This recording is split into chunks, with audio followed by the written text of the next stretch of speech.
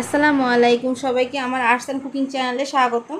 আপনারা সবাই কেমন আছেন? আমি আল্লাহর রহমতে অনেক ভালো আছি। আপনারা যদি আমার ইউটিউবে নতুন হয়ে থাকেন তাহলে প্লিজ আমার চ্যানেলটা সাবস্ক্রাইব করে দিবেন। ফেসবুক মাই লাইফস্টাইলে ফলো দিয়ে পাশে থাকবেন, লাইক দিবেন, শেয়ার করে ওকে দেওয়ার সুযোগ করে দিবেন।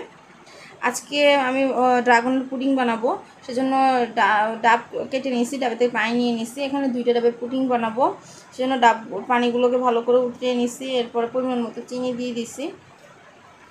তারপর আগার আগার পাউডার দিয়ে এই যে দেখেন হয়ে গেছে। ডাবের পুডিংটা আমি নিয়ে নিছি। এরপরে ড্রাগনটাকে কুচি কুচি করে কেটে নিছি। আসলে আমার বাচ্চারা ফল বিভিন্নভাবে খেতে চায় না, সেজন্য বিভিন্নভাবে ওদেরকে খাওয়ার জন্য এরকম করা।